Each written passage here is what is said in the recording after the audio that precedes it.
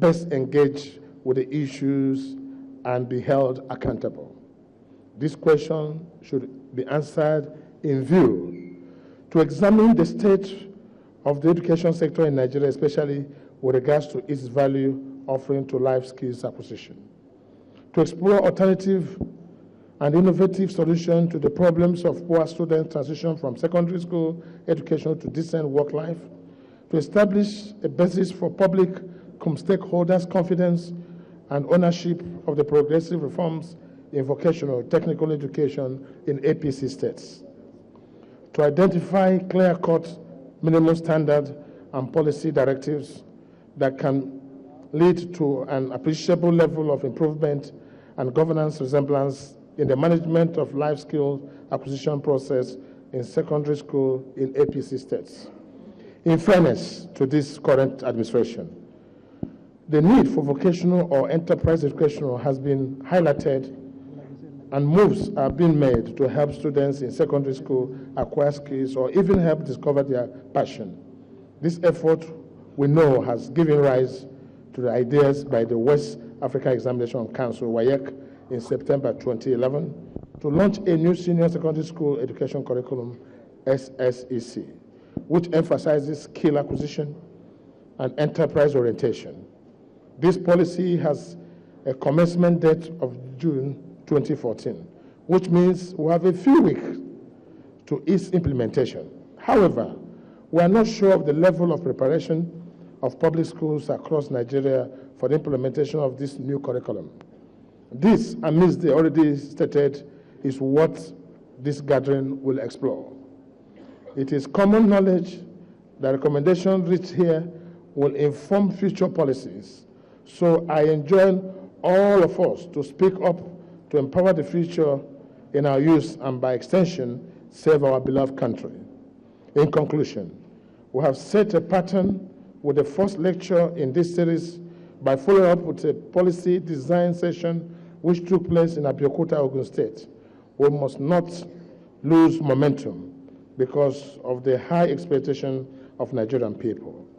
We must lead by the principles we preach. I wish you a morning and a day of fruitful deliberation. God bless you.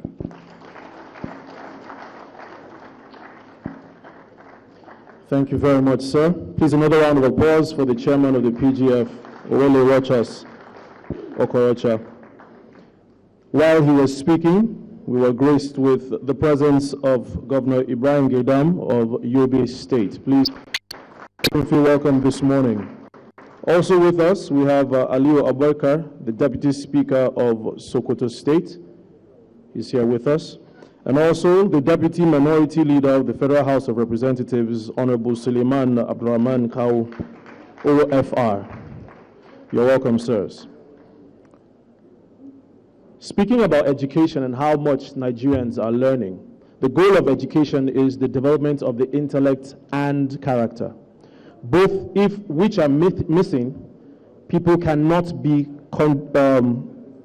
contribute to the development of Nigeria. But thankfully, not just Nigerians, the greater population will be learning. We also in this room have the opportunity to learn a thing or two today, which is why we have our lecture, a governance lecture. And to deliver this lecture is Dr. Ilyasu Ahmed of the Department of Education, Bayero University, Kano. Please make him feel welcome this morning as he delivers the main lecture of this series.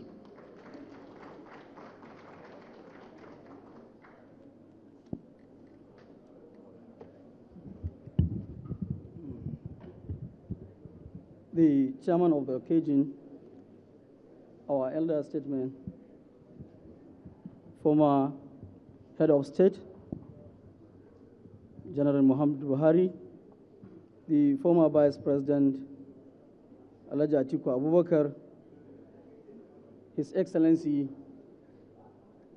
our governor, Dr. Rabiu Musa Kwankwaso, a senior brother,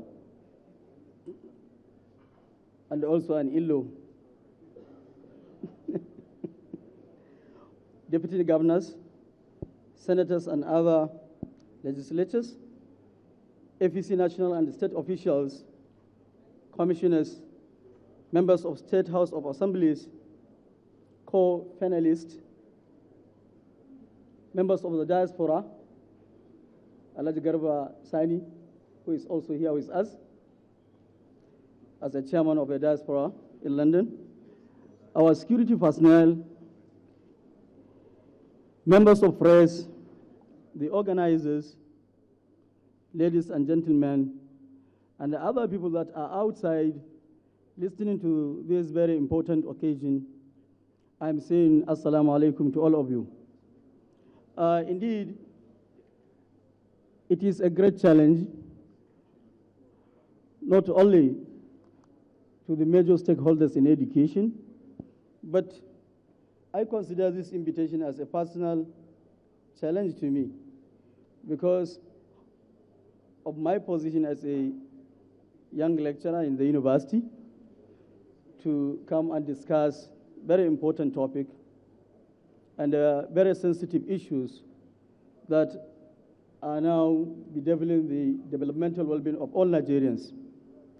But indeed, one has to do his best to see that no matter what the challenges are, really people must stand and actually surface the critical situation. At your own capacity as a classroom teacher, as your capacity as a legislator or an executive or a layman, really you have a role to play in giving your own personal contribution towards alleviating the conditions that we are in. And indeed, for all the academicians, it is a biggest challenge to all of us that what we are teaching students in our classrooms, now we are asked to come forward to share our experiences. So to me, I'm not going to discuss anything new here, but rather to share my own personal experience with the real actors, the implementers, the executives, the legislators, in actually trying to come up with possible solutions to some of the challenges that we are facing in Nigeria. And when we look at education, really we know that education is the only tool of development. And it is the only tool that can make difference at individual basis or even at a group basis. What I mean by this is individually here, it is just because of the privilege that we are educated, that is why we are in African Hall. Otherwise, none of us will be here. And at group basis also, that's the only way that you can change life of individuals, that actually we can enhance and improve their social well-being, so that they can become responsible citizens to themselves, so that they can become responsible to the country, become responsible citizens to their own country, so they could even understand the concept of being a Nigerian, or the concept of being a Ghanaian, or the concept of being an African. What actually are you going to contribute towards the development of the welfare of others? It is only through education. So it is the only yardstick that actually what makes difference in individuals' life.